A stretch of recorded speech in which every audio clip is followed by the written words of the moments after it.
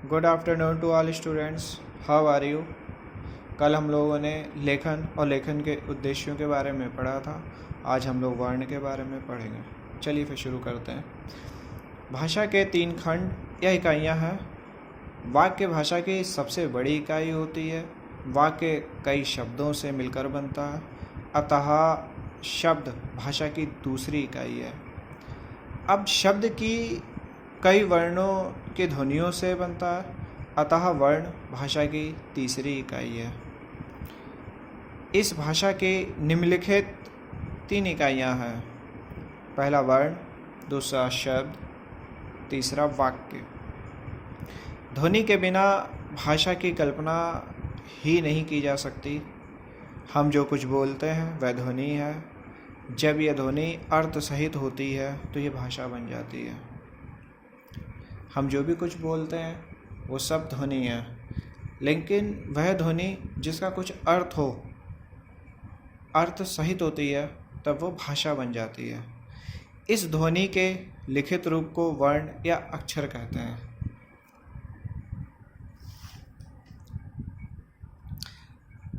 आ, ई, उ आदि बोले जाते समय ध्वनियाँ हैं, लेकिन जब इन्हें हम लिखते हैं तो ये वर्ण या अक्षर कहलाते हैं। यह छोटी से छोटी मूल ध्वनि जिसके और टुकड़े ना हो सकें वर्ण या अक्षर कहलाती हैं। जैसे आ, ई, छोटा ऊ, का, ख, चा, ट, पा आदि। इन्हें हम और ज़्यादा नहीं ब्रेक कर सकते, इनके और ज़्यादा टुकड़े नहीं कर सकते, इसलिए इन्हें वर्ण या अक्षर कहते हैं।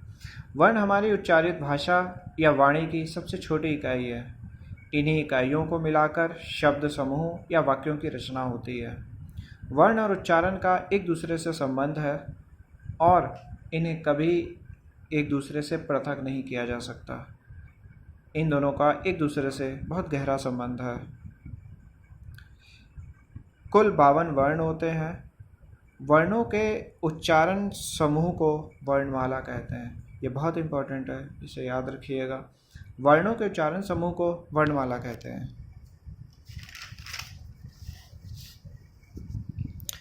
स्वर 11 होते हैं। छोटा बड़ा आ, छोटी बड़ी ई, छोटा ऊ, बड़ा ऊ, रेशी ए, ओ, औ। इन स्वरों की संख्या 11 होती है। इसके बाद व्यंजन। व्यंजन को कई भागों में बांटा गया है, जैसे का वर्ग, चा वर्ग, टा वर्ग, ता वर्ग, पा वर्ग। का वर्ग में आता है का, खा, गा, घा, डा। चा वर्ग में आता है चा, छा, जा, झा, वा। टा वर्ग में आता है टा, ठा, डा, ढा, ना। ता वर्ग में आता है ता, था, दा, धा, ना। पा वर्ग में आता है पा, फा, बा, भा, मा। ये इन सभी को हम स्पर्श व्यंजन कहते हैं और इनकी संख्या 25 होती है। इसके बाद अंतस्थ व्यंजन, या, रा, ला, वा। ये इनकी संख्या 4 होती है। इनकी संख्या 4 होती है। इसके बाद ऊष्म व्यंजन। ऊष्म से मतलब ऊष्मा, यानी कि मुख से जब बोलते हैं तो ऊष्मा निकलती है, तो वो ऊष्म व्यंजन। शा, सा, सा, हा। इनकी संख्या भी 4 होती है। संयुक्त व्यंजन, छा, त्रा, ज्ञा, रेश। इनकी संख्या भी 4 होती है। द्विगुण व्यंजन, डा, ढा 2 होते हैं। अनुस्वार, बिंदी, विसर्ग 2 बिंदियाँ होती हैं। ठीक, इनकी संख्या 25 होती है। ये हमारे विसर्ग व्यंजन होते हैं। इसके बाद वर्ण के भेद। वर्ण को 2 भागों में बांटा गया है, स्वर और व्यंजन। स्वर स्वतंत्र रूप से बोले जाने वाले या जिन वर्णों को बोलते समय किसी अन्य वर्ण की सहायता नहीं लेनी पड़ती है, स्वर व्यंजन कहलाते हैं या स्वर वर्ण कहलाते हैं। इसमें आते हैं आ, ई, उ, रेश, ए, ओ, औ। ठीक है। स्वर 3 प्रकार के होते हैं। ठीक है। ये जो 11 है, इन 11 को बांट लिया गया है। ठीक है। स्वर 3 प्रकार के होते हैं। पहला होता है ह्रस्व स्वर, वे स्वर जिनको बोलने में कम समय लगे। ठीक है। वो स्वर जिन्हें बोलने में अल्प समय लगता है, बहुत कम समय लगता है, इन्हें हम मूल स्वर भी कहते हैं। ये 4 होते हैं: छोटा, छोटी, उपदेश।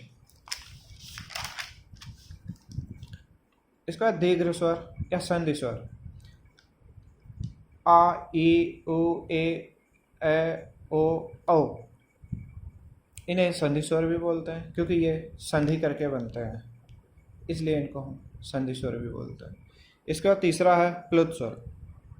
जिन स्वरों के बोलने में रस्व स्वर से तिगुना समय लगता है, यानी कि कुछ स्वर ऐसे होते हैं जिन्हें बोलने में बहुत अधिक समय लगता है, जैसे ओम, समय ज़्यादा लग रहा है तो ये प्लुत स्वर है। ठीक, ओम में ओ प्लुत स्वर होता है। ठीक, इसकी पहचान है कि संख्या का 3, यानी ये 3 लगा होता है शब्द में, इसलिए। इसके बाद आता है हमारा व्यंजन। अब व्यंजन के बारे में कुछ पढ़ लेते हैं। वर्ण जिनका उच्चारण स्वरों की सहायता से होता है, प्रत्येक व्यंजन के उच्चारण में छोटा आ की ध्वनि छिपी रहती है। आ के बिना व्यंजन का उच्चारण संभव नहीं है। जैसे का को लिखते हैं का प्लस आ, का, खा प्लस आ, खा। व्यंजन वह ध्वनि है जिसके उच्चारण में भीतर से आती हुई वायु मुख में कहीं ना कहीं किसी न किसी रूप से बाधित होती है। ठीक है, व्यंजन वह ध्वनि होती है कि जब हम मुख से कोई भी व्यंजन को हम बोलते हैं तो जो वायु निकलती है वो कहीं ना कहीं मुख में बाधित होती है, जीभ की वजह से, दांतों की वजह से, किसी वजह से बाधित होती है। स्वर वर्ण स्वतंत्र और व्यंजन वर्ण स्वर पर आश्रित हैं। व्यंजन वर्णों की संख्या 33 है। ठीक है, जो व्यंजन वर्ण है इनकी संख्या 33 है। व्यंजन को 3 भागों में बांटा गया है: स्पर्श व्यंजन, अंतःस्थ व्यंजन, ऊष्म व्यंजन। ये क्या होते हैं, इनको पढ़ लेते हैं। स्पर्श व्यंजन। स्पर्श का मतलब होता है छूना। जिन व्यंजनों का उच्चारण करते समय जीभ को तालु, मूर्धा आदि का पूरा स्पर्श करना पड़ता है, इन्हें स्पर्श व्यंजन कहते हैं। इनकी सहायक संख्या 25 होती है, अर्थात का से माँ तक स्पर्श व्यंजन कहलाते हैं। ठीक, इनकी 25 संख्या होती है: का वर्ग, चा वर्ग, टा वर्ग, ता वर्ग और पा वर्ग। इनकी संख्या, इन सभी वर्गों की संख्या 25 होती है। ठीक है, इसके बाद आता है अंतःस्थ व्यंजन। अंतःस्थ का मतलब होता है कि मध्य में हा का आना। जैसे ये 4 होते हैं: या, रा, ला, वा। इनका उच्चारण जीभ, तालु, दांत और ओंठ इनको परस्पर सटाने से होते हैं, किंतु कहीं भी पूर्ण स्पर्श नहीं होता। इन्हें अंतःस्थ व्यंजन कहते हैं। और लास्ट है हमारा ऊष्म व्यंजन। ऊष्म का मतलब होता है गर्म या ऊष्मा। जिन व्यंजनों के उच्चारण में मुख से गर्म श्वास निकले उन्हें ऊष्म व्यंजन कहते हैं। ये संख्या में 4 होते हैं: शा, सा, सा, हा। ठीक है, जिसमें जिन वर्णों को हम बोलते हैं उन वर्णों को बोलने से मुख से श्वास निकले, गर्म श्वास निकलती है, उसे हम ऊष्म व्यंजन कहते हैं, से ऊष्मा निकलती है। ठीक है, आपका ये व्यंजन का टॉपिक था, ये लगभग ख़त्म हो गया। धन्यवाद।